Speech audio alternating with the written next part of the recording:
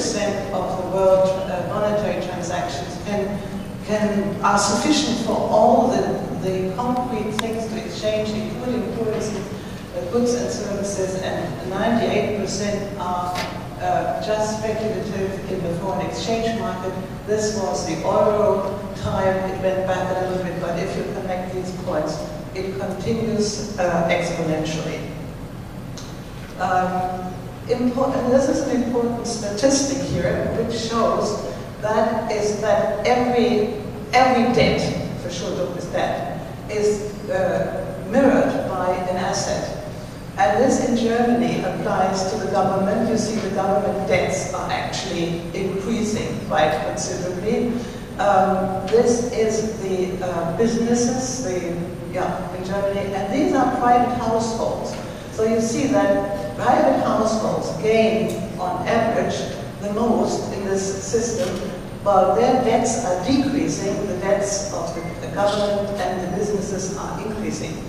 Now, there are a lot of people who think that if we could just give governments interest-free credits from a central bank that is being appointed by the government, we would resolve all the problems. It would do a lot. It would do a lot here.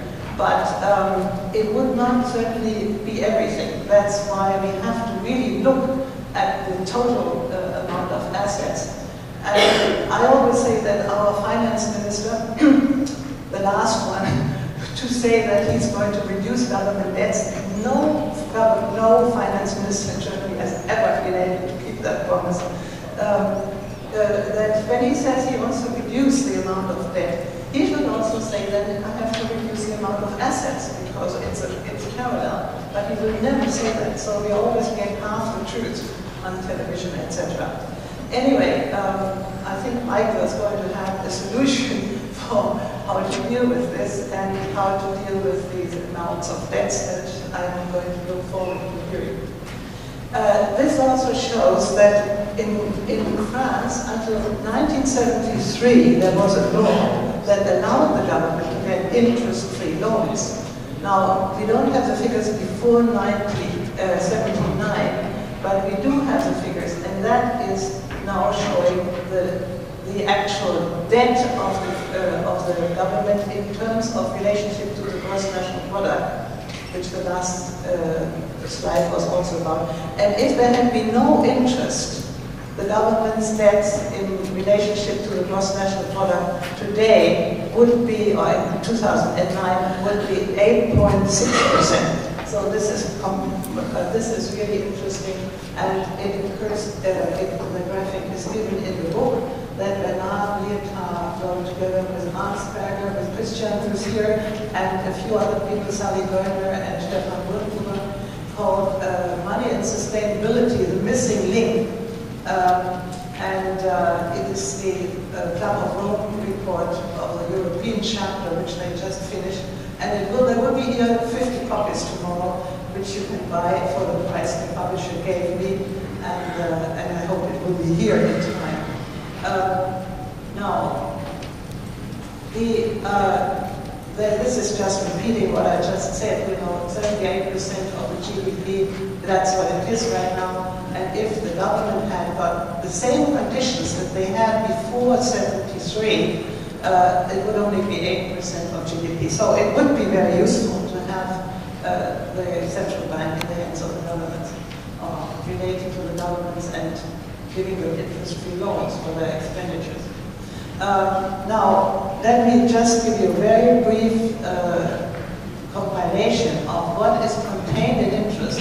Bank fees, risk premium, liquidity premium, that's what the saver gets for giving up some of his liquidity, inflationary adjustment at 8%. So if we could just cut out the liquidity premium, we would already end up with half that amount of credit cost. And if in Germany, on average, people pay about 40% interest in their daily lives, with an income of about 30,000 per year, that would be 12,000 that just goes for interest. While if you have demurrage, which is replacing interest, and I will show in 1 minute how it would just be half of that, which would be an enormous saving for most people.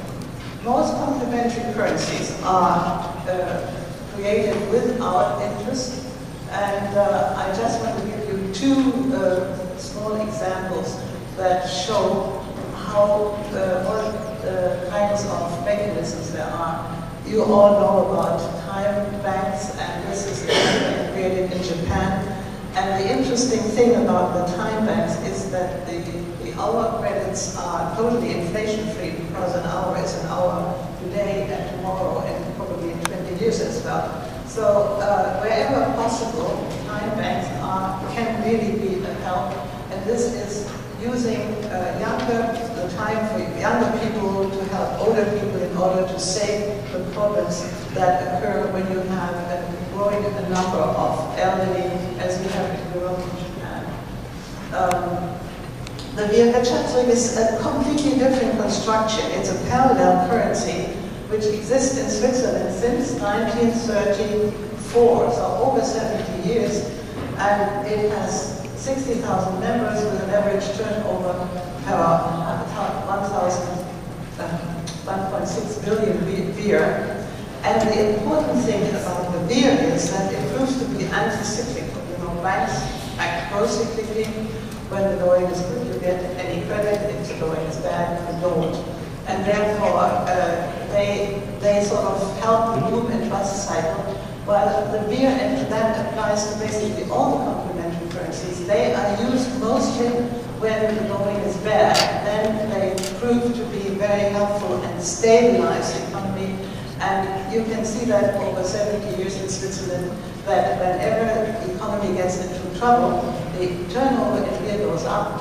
Very logical. If you can sell your wares in Swiss francs, why should you go into beer? If you can't anymore, it's helpful.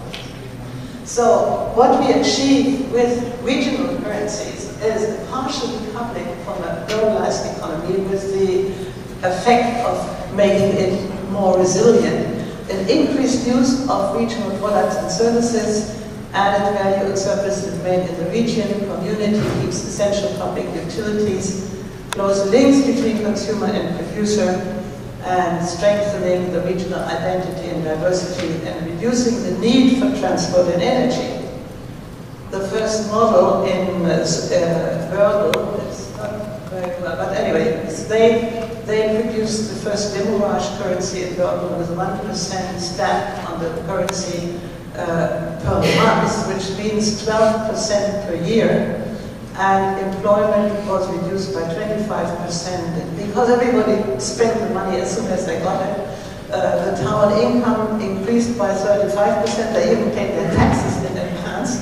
And the public works investment rose by 220% because that was the way this money was spent into circulation.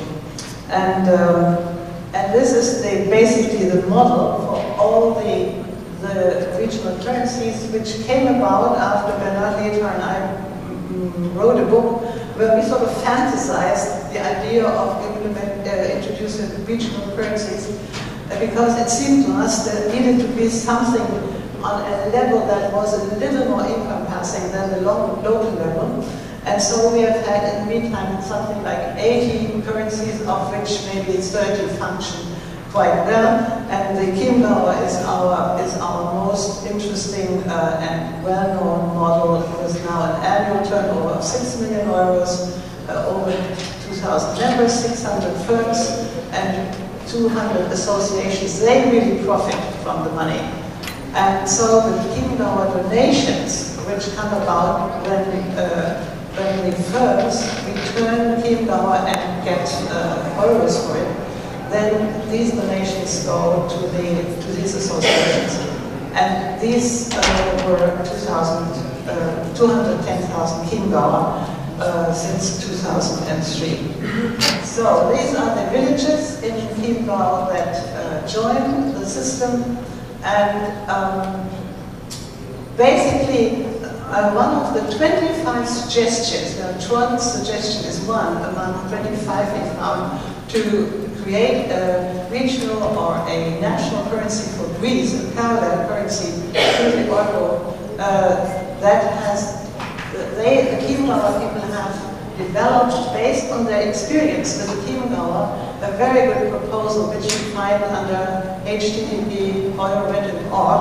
And I just want to show you that's the way they want the government to tell the central bank to issue what they call express money, which is backed by euros. The government spends it into circulation, gives it to pay their employees, to municipalities, commerce, etc.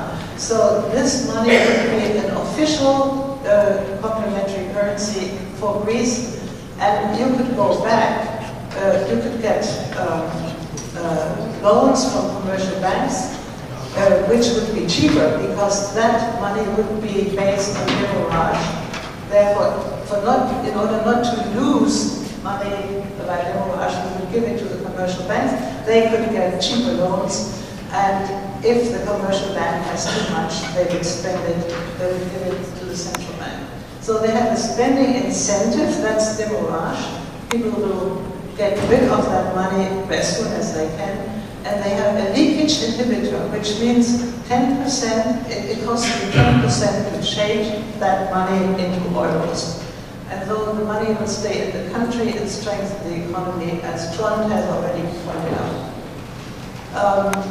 Let me go quickly to the differences. So, complementary currencies are used instead of profit-oriented, limited instead of general acceptance.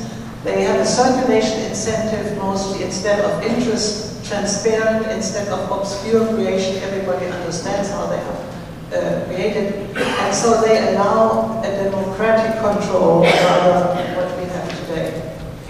And they are inflation resistant because they are always backed 100% by goods or services, promote community instead of destroying it, and that applies to basic law. And the most important thing, they are a win-win solution for everybody instead of only 10% of the population, which I showed in the very beginning. So the last 3 slides show a very important point for Maruza's proposal that today's money system is only optimized in view of efficiency. We have the most efficient money system the world has ever seen. We can exchange billions of dollars within seconds all over the globe. But we don't have resilience, we don't have a diversity and interconnections between different terms. And this has been the result of research on sustainability of complex living systems, that there is something like a curve and a window of vitality with the optimum moving slowly in this window of vitality. And the present financial system is geared to efficiency, so it's like a monoculture forest. If there is a crisis, it may well go under. So what we really need is more different types of money that will bring us to more resilience, diversity, interconnection. Therefore, I think the effects of complementary currencies are very much very important to have a stable money system. There are 3 books I wrote, and this was published in 1987. It's being translated into 23 languages. This is the new book about regional currencies, which has a lot more examples. And this will be here tomorrow as well, if the customs office will let it happen. 50 copies, and you can get it for the price of the publisher, because I don't want to spend money, I just wanted to have you to have the opportunity to get it. And this will come out in August. Occupy Money, that's basically the new version of this, even more easy to understand, so that everybody can really understand what is at stake and how we can create alternatives. Thank you.